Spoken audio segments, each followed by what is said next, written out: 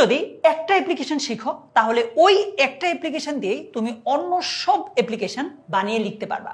HSC English second পেপারের অন্যতম একটা গুরুত্বপূর্ণ টপিক হচ্ছে ফর্মাল লেটার। ফর্মাল লেটার কিন্তু অনেকগুলো ভাগ আছে, তার মধ্যে একটা হচ্ছে অ্যাপ্লিকেশন।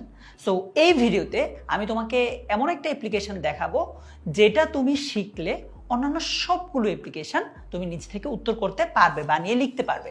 এই ভিডিওতে তাহলে কি কি থাকছে? কোনো কিছু স্থাপন করা রিলেটেড সব অ্যাপ্লিকেশন লিখতে পারবা। ফর এক্সাম্পল, আমরা দেখেছি যে ডিবেটিং ক্লাব স্থাপন করা, ল্যাঙ্গুয়েজ ক্লাব স্থাপন করা, ইংলিশ ল্যাঙ্গুয়েজ ক্লাব স্থাপন করা, এরকম অনেক স্থাপন করা রিলেটেড অনেক অ্যাপ্লিকেশন আমরা পরীক্ষায় আসতে দেখি। তোমাকে আমি একটা অ্যাপ্লিকেশন দেখাবো, তুমি ওইটা শিখলে এই স্থাপন করা রিলেটেড সব অ্যাপ্লিকেশনের উত্তর করতে পারবা। তারপর কোনো কিছুর অ্যারেঞ্জমেন্ট বা আয়োজন করা, হতে পারে পিকনিক, ট্যুর, এরকম কোনো কিছুর আয়োজন করা রিলেটেড অ্যাপ্লিকেশনও পরীক্ষায় আসে। সো আমি তোমাকে সেটার জন্য একটা দেখাবো, তুমি এই রিলেটেড সবগুলো লিখে ফেলতে পারবা।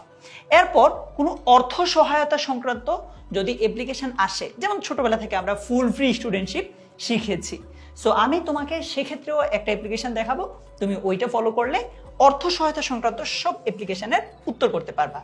এগুলোর পাশাপাশি বোনাস হিসেবে তোমার জন্য থাকছে ফর্মাল লেটারে সর্বোচ্চ নম্বর পেতে হলে কি করা লাগবে, তারপর ফর্মাল লেটারের ক্ষেত্রে কি কি করা যাবে না। সো চলো আমরা একদম শুরুটা দিয়ে আলোচনা করি যে কোনো কিছু স্থাপন করা related. For example, setting up a debating club, computer lab, multimedia system, English language club, sound system, অর্থাৎ কোনো কিছু স্থাপন করা বললেই আমরা এই অ্যাপ্লিকেশনটা লিখে ফেলতে পারি। যেমন শুরুতে তুমি এখানে ডেট দিবা, পরীক্ষায় যেদিন ওই ডেটটা দিবা, তারপর এখানে তোমার কলেজ নাম, কলেজের অ্যাড্রেস, তারপর অ্যাপ্লিকেশন ফর প্রশ্নে যে সাবজেক্টটা থাকবে সেটা দিবা। ডিয়ার স্যার বা ম্যাম লিখে তুমি এইভাবে লিখবা যে we the student of class, যে কোনো একটা দিবা, দুইটা দেওয়ার দরকার নাই, of your college would like to draw your kind attention to the fact that we are in need of a, এইখানে মূলত তোমার প্রশ্নে যে অ্যাপ্লিকেশনটা চাইবে সেটা ডিবেটিং ক্লাব, মাল্টিমিডিয়া সিস্টেম, নাকি এরকম আরো যতগুলো বলেছে এগুলোর কোনো একটা যেটা প্রশ্নে থাকবে। Such a step will greatly benefit us and help enhance our educational environment. May we therefore pray and hope that you would be kind enough to grant us for setting up, আবার তুমি ওই subject লাইনটা লিখে দিবা, in our school। তুমি school না হয়ে এখানে তুমি যদি কলেজের হও, যেহেতু আমরা কলেজ কেন্দ্রিক এটা লিখছি, সেখানে কলেজ লিখে দিব।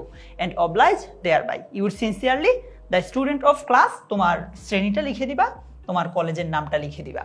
এই তো। সো আমরা স্থাপন করা রিলেটেড সব অ্যাপ্লিকেশন লিখতে পারবো এই একটা দিয়ে। এবার আসো 2 নম্বরে যেটা আছে, কোনো কিছুর আয়োজন করা। আয়োজন করা বলতে কি টাইপগুলো বুঝাচ্ছি, যেমন arranging a study tour, picnic, workshop, seminar, কিংবা ধরো সায়েন্স ফেয়ার, কালচারাল প্রোগ্রাম, এরকম কোনো কিছুর আয়োজন করা বুঝালে আমরা এই একটা অ্যাপ্লিকেশন যেভাবে আছে জাস্ট নামটা চেঞ্জ করে দিলেই হয়ে যাবে। সো শুরুতে ডেট, তারপর কলেজের নাম, কলেজের অ্যাড্রেস, এরপর অ্যাপ্লিকেশন ফর অ্যারেঞ্জিং বা অর্গানাইজিং, তোমার এখানে ওই সাবজেক্টটা দিবা। For example, application for arranging দিবা বা অর্গানাইজিং, দুইটার কিন্তু দুইটাই দিবা না, তুমি যে কোনো একটা দিবা। For example, application for arranging study tour, ঠিক আছে, এরকম দিয়ে দিবা। We the student of class, তোমার ক্লাসটা দিবা, of your college would like to draw your kind attention to the fact that we are interested in, তারপর এখান থেকে যে কোনো একটা দাও, মানে পরীক্ষায় যেটা আসবে। For example, we are interested in organising a science fair অথবা arranging a study tour. We strongly believe that such an initiative will benefit us in many ways. It will help enhance our practical knowledge, improve communication and teamwork skills, boost our confidence and refresh our minds from the pressure of routine academic activities. তারপর may we therefore pray and hope that you would be kind enough to arrange বা organize, যে কোনো একটা দিবা পরীক্ষা যেটা আসে। তারপর এখানে তুমি আবার ওই সেম জিনিসটা দিবা, ধরো স্টাডি ট্যুর হলে স্টাডি ট্যুর অথবা সায়েন্স ফেয়ার হলে সায়েন্স ফেয়ার।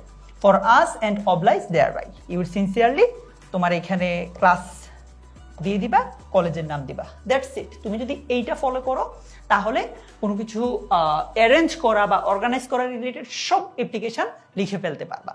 এবার আসো সর্বশেষ, যদি কোনো অর্থ সহায়তা সংক্রান্ত অ্যাপ্লিকেশন আসে, for example application for full free studentship, এরপর financial help, stipend from the poor fund, এইরকম কোনো একটা যদি আসে আমরা এই অ্যাপ্লিকেশনটা ফলো করলেই সেটার উত্তর করতে পারবো। শুরুতে আগের মতো স্ট্রাকচার ঠিক রাখবা, কলেজের নাম দিবা, তারপর কলেজের অ্যাড্রেস দিবা, subject application for stipend, financial help, full free studentship, donation যেটা আছে এটা। ডিয়ার স্যার বা ম্যাম লিখার পর লিখবা যে with due respect I would like to inform you that I am a student of class, এখানে তোমার ক্লাসটা দিবা, in your reputed institution. I come from a financially disadvantaged family. My father is a, এখানে তুমি যে কোনো একটা দিতে পারো। প্রশ্নে যদি মেনশন করা থাকে যে ধরো ফার্মার, ডে লেবারার, এরকম যদি কিছু থাকে তাইলে তো ওইটাই দিবা, আর প্রশ্নে না থাকলে তুমি নিজের মতো একটা দিতে পারো। And he is the only earning member, তিনি হচ্ছেন একমাত্র উপার্জনকারী সদস্য in our family. It is very difficult for him to bear all the expenses. এটা তার জন্য খুবই কঠিন বহন করা all the expenses, সব খরচ, including food, clothing and our education. Moreover, I have several school going siblings. মানে স্কুলে যায় এমন আমার বেশ কয়েকজন ভাই বোন আছে, which makes it even harder for my parents to support our academic needs. So আমার বাবা মাকে ব্যাপারটা আরো বেশি কঠিন করে দিয়েছে যে আমাদের যেই পড়াশোনার খরচ আছে এগুলো মেটানো।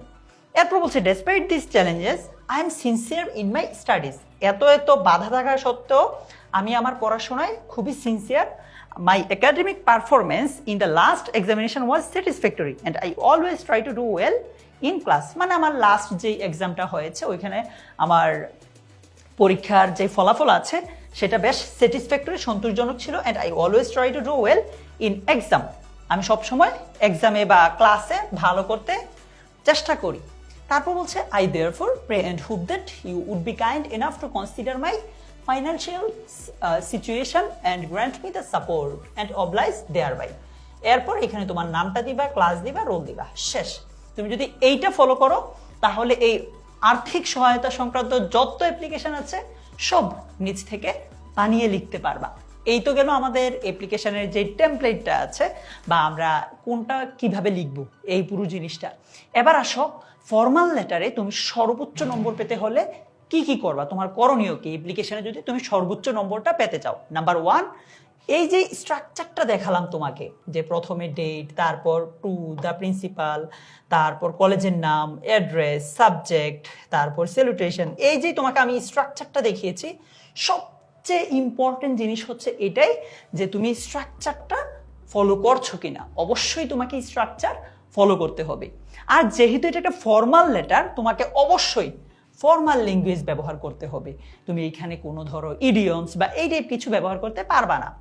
সাবজেক্ট লাইনটা ভালোভাবে লিখবা। পরীক্ষায় আমরা প্রশ্নপত্রের দিকে দেখবো, দেন প্রশ্নপত্রে যেই সাবজেক্ট থাকবে এখানে আমরা সেটা খুব ভালোভাবে লিখবো, আদারওয়াইজ কিন্তু এটা খুবই আনক্লিয়ার হয়ে যাবে। এরপর আমাদের এই অ্যাপ্লিকেশনটা হবে সংক্ষিপ্ত, প্রাসঙ্গিক এবং গুছিয়ে আমরা এটা লিখবো। আমাদের গ্রামার ঠিক রাখতে হবে, স্পেলিং এর দিকে নজর দিব আমরা, এবং পাংচুয়েশন মার্কও আমরা অবশ্যই মেনটেন করব, ঠিক আছে।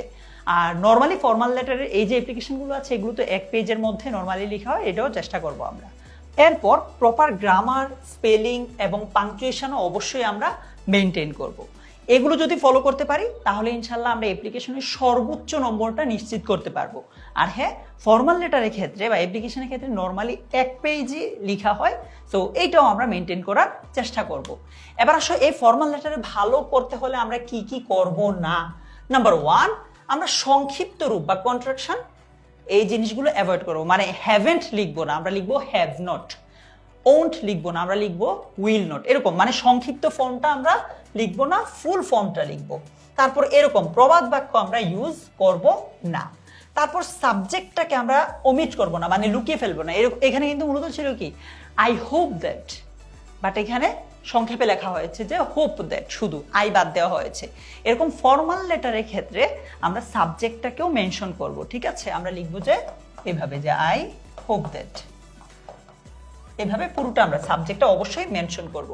সোফার এতটুকুই ছিল আমাদের ফর্মাল লেটারের যে অ্যাপ্লিকেশন পার্টটা আছে সেটা। তুমি যদি এগুলো ফলো করতে পারো ইনশাল্লাহ পরীক্ষায় এইটাই যে অ্যাপ্লিকেশনে আসুক না কেন নিজ থেকে বানিয়ে লিখতে পারবে। আজকের মতো এ পর্যন্তই। আর হ্যাঁ, তোমার পরীক্ষায় সবচেয়ে ইম্পর্টেন্ট কোন কোন ফর্মাল লেটারগুলো আছে সেটা খুঁজে পেতে পারো আমাদের ফাইনাল রিভিশন লাইভের যে ক্লাসটা আছে সেখান থেকে কিংবা আমাদের সাজেশন পিডিএফ থেকে, আমি সাজেশন পিডিএফ এর লিঙ্কটা কমেন্টে দিয়ে রাখছি, সেখান থেকে তুমি কালেক্ট করে নিতে পারো। তোমার সাথে দেখা হচ্ছে পরের কোনো একটা ভিডিওতে।